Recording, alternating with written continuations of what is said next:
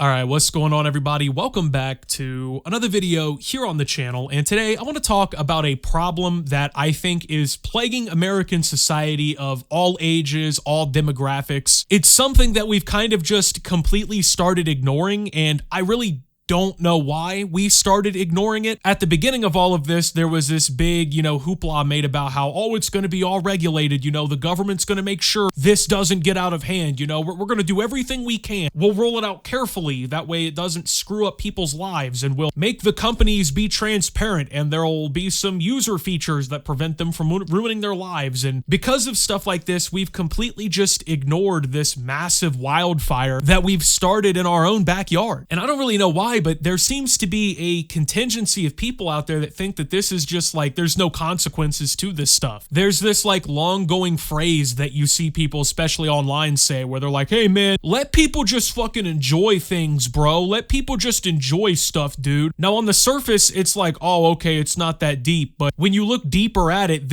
it's not that deep mentality that has permeated every fucking person's brain in society is causing irreparable damage in so many ways. Because this argument that used to be reserved for people who were like going off the deep end about shit that isn't real and has like no basis is now being applied to every argument that you could make about anything at all. You have people using this argument about like using fucking fentanyl and stuff like that. Well, speaking of addiction and all these other things, that is obviously this main topic, the sports gambling and the gambling epidemic in general. Now, before we really get too far into this, I'm just going to preface this by saying this because I feel like a lot of you who do gamble or have gambled in the past will like look at this argument and be like, oh, well, it's making me feel bad because the argument says that I'm doing something wrong. But it's really less about the people doing it, and it's more about the system in general. Because as much as the government has pretended, that, oh, we're going to regulate it, we're going to prevent all these different bad things from happening, there's going to be safe locks in place, safety steps, companies will have to be transparent,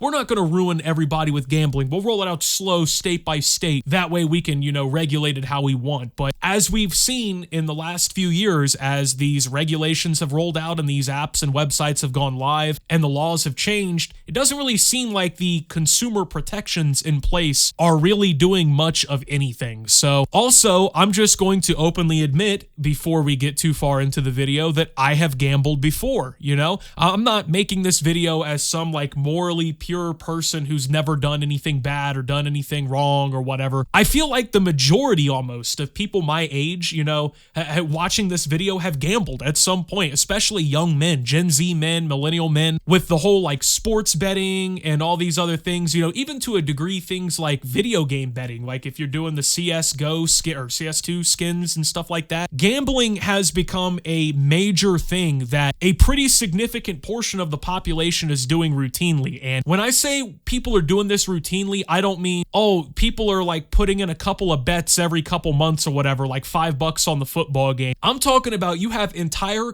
like college fraternities of guys who are spending almost all of their discretionary income on sports gambling, on fucking internet gambling through Stake and all these other websites. And it's people of all backgrounds, all ages, right? Like the whole gambling thing, it really kind of started with sports and casinos and stuff, but now it's become like everything. I mean, you have places like Polymarket or Kalshi where you can essentially go read the news of what's going on in the real world and politics and shit, and you can go place bets on what's going to happen. So like 5 years ago, that was when I really started paying attention, because that was when sports books started getting like legalized massively, sports gambling, things like that. I'm a big sports fan, so of course, this kind of stuff rolled right into my alley. And over the years, throughout all of the betting that I've done, I'm actually down a couple $100. Like you can go and look through the sports book and like see your total bets and losses and whatnot. And I'm down a couple $100 over a few years. And I mean, I'm not going to lie, like to have a couple $100 pop up in front of me right now would be awesome. But like that really pales in comparison to what a lot of people are out here doing to themselves. Because while people are all about this, oh bro, just let people enjoy things argument, you have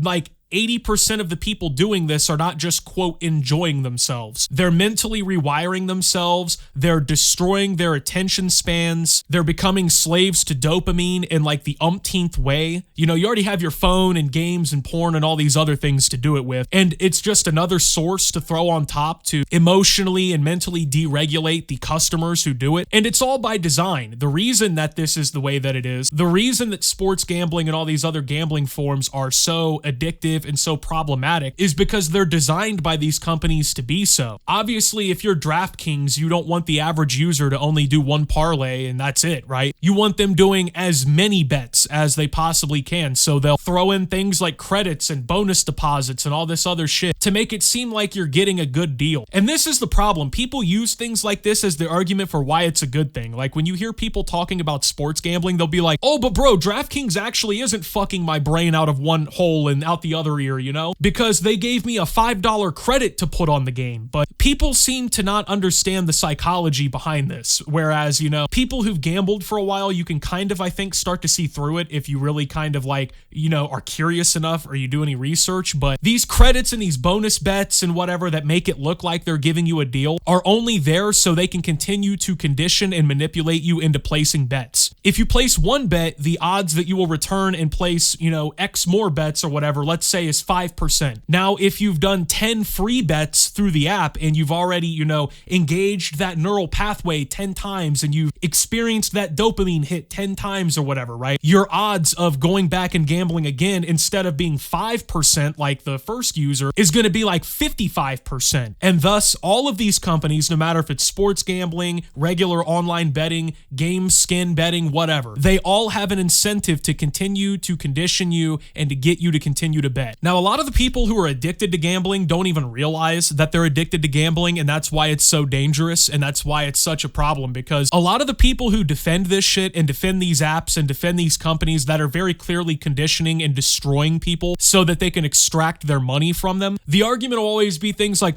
oh, skill issue, I won money. Now, there's a couple things about this argument in particular that are hilarious. Number one, 9 times out of 10 when people say skill issue, I made money when it comes to gambling, they did it like once or twice and then just never did it again, so they kind of beat the system, which is smart, but you're not an actual gambler at that point. You're not the baseline user. You're not the average person. The vast majority of people who are betting are going to be losing their money. And there's no real way to know if your odds are even fair or not in a lot of the instances. I mean, these sports books and all these other places, they get to design the whole product. So not only are they the company that's psychologically conditioning you through marketing and through free bets and all the other app bonuses and stuff, right? They're the company that's designing all the odds and designing the games and whatnot that you're playing. They're handling all the payouts and everything. So they kind of have control over the whole ecosystem. You know what I mean? Like they control the entire experience for the bettor from start to finish. And so when people say skill issue, what it really comes down to is you got like the 1 in a million lucky strike to get any money. And then 9 times out of 10, the people who win any money initially will just put their money right back in and bet it again and then lose it. This is the known cycle of gambling. And people try to act like they don't know what this is or like this isn't real or it's not as bad as they say it is. The research suggests that it's so skewed in terms of the like rewards and results of these gambling apps. You're literally just wasting your fucking time anyway. So let's take a look at Polymarket, for instance, because it's one of the like new big gambling apps that's kind of popped up in the last few years. What people don't know, because they don't put it on the front page of these apps or anything, is that 70% of people who downloaded and used Polymarket out of 1.7 million unique trading addresses, 70% of them have realized losses, which means, you know, maybe they put some bets in and the bet outcome has happened and they lost their money. And then when you look at 70% of the profit generated on the website, just profit alone, like actually people in the green, people who made money, 0.04% of the top echelon of users made 70% of all of the profit on that app in that study time frame. So if you're just the average Joe Schmo, right, and you see like a news story, let's say hypothetically, right, like it's like Trump is gonna nuke the moon in a new statement, right? Like that's what Trump says. You can go on Polymarket and you can bet, will Trump nuke the moon? Yes or no? The extreme majority of people just doing bets like that, just like, oh, I saw something on Twitter, let me go put a $5 bet on it. 70% of them are losing their money. and they're never going to be profitable. It has nothing to do with, oh, well, maybe they'll make it back. Nah, these people are not making shit back because that's the way it's designed. Not even 0.1% of the top users got 70% of the profit. It's less than that. So if that tells you anything, well, here's another little fun fact. Around 25% of users in general only made returns of $0 to $1,000, okay? Which, I mean, let's be real. I mean, it'd be cool to win a couple $100, but I mean, being in the minority of people in the first place to even get this amount back, and you realize it's not even a significant return on your investment. It's just like, what is even really the point besides the dopamine or the fun element or whatever? And that's the argument I keep hearing about, especially sports gambling, is, oh, well, it makes sports more fun. Sports are already fun in general. Like, I actually watched sports more and enjoyed sports more when there wasn't betting. And I mean, it's gotten so out of hand now that like every major professional league, it seems like every year now has some new instance of like a Terry Rozier or a Shohei Ohtani where they're getting caught. It's either them or people in their circle are gambling or betting. You know, there's been mafia crime tied into this shit, right? In recent memory, like your favorite athletes are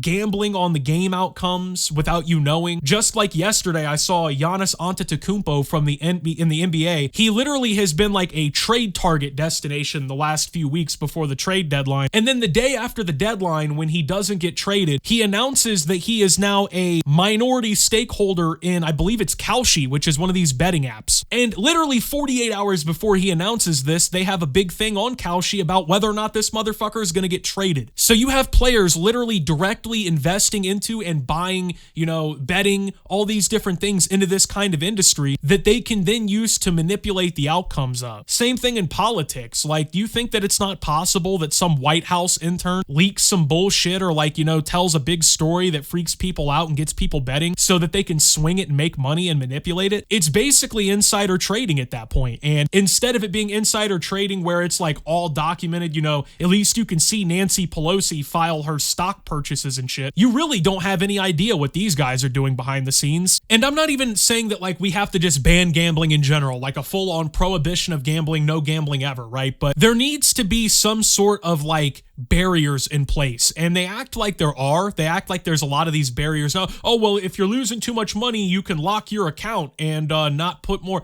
Okay, well, do you think the average person who's getting financially destroyed on these apps is telling themselves, all right, time to walk away? Or do you think the gambling addict is maybe going, fuck it, I'm down 125,000. What's another 5,000 on my mortgage? This is literally just brain poison for people. Like the fact that you can just, this is my problem. The fact that you can just download an app on your phone and within like 5 minutes you can be gambling away your life savings, that is not a good thing for society. I mean, even back like a century ago when a lot of public gambling and stuff was still considered taboo, you know, you had to go to places like Atlantic City or Las Vegas to do any of it, right? This was done because of the social taboo, because people realized like this is an easy way to fuck your life up. This is an easy way to go homeless. This is an easy way to lose your life. And think about it, that was back when, like I said, you had to take your cash and go to the casino physically to do it. Even then, people were like, I don't know if this is something we can have people doing because it's going to fuck everything up. But now it's like a million times worse. Like you don't even have to get in the car and drive to the casino anymore to do it. You can just be sitting there smoking pot and drinking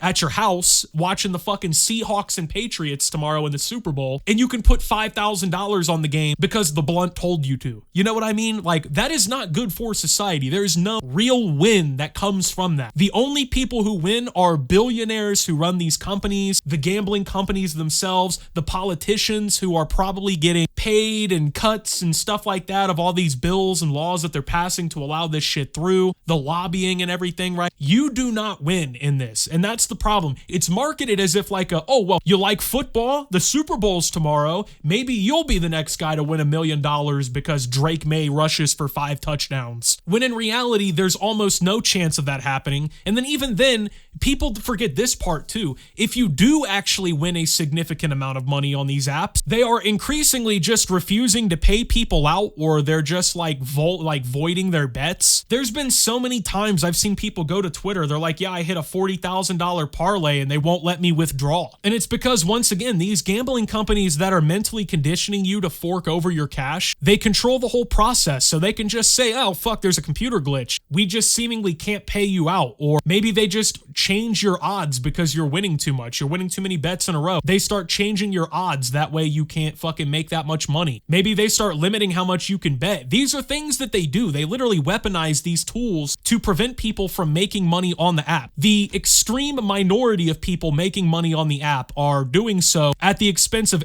every single other person. There's no real tangible benefit for almost anybody doing this stuff, and it's literally just mentally rewiring your reward system in your brain and destroying you and turning you into an addict. I remember before sports gambling and all this stuff was even legal, this was back when I was in, I think, high school at this point, I had a teacher who was just open about this and was like super candid about it and told us, even before sports gambling and like online gambling took off, he was $250,000+ in debt. And this was a public school teacher, you know what I mean? Probably making like anywhere from $50,000 to $70,000 a year, like an average US American salary. And he's $250,000+ in debt. Do you think he's ever gonna pay that off? No matter what happens in his life, he could hit the lottery tomorrow for $250,000 and he, after taxes and everything, still wouldn't have had enough money to pay it off. He would have probably only had like half of what it took. So just think about that. This is average people before there was phone gambling, before there was sports betting. Can you imagine how much worse it's going to be in like 10 years? And then now too, like even the people who cannot gamble, right? Like you think children, okay? Well, children obviously watch sports, they watch TV, they watch YouTube, they watch the phone. This is where all this advertising for this shit is coming from. So you have a 7-year-old boy right now tomorrow who's going to watch the Super Bowl, and half of the advertising and half of the game presentation for the entire thing is going to be mentally conditioning him that when he is legally able to do so, he needs to be sports gambling because that's what everybody else is doing. There's a chance he can make money and it makes his favorite hobbies more enjoyable. When in reality, almost none of those things are actually true when you actually look at it from the outside perspective. There's teenage boys that, once again,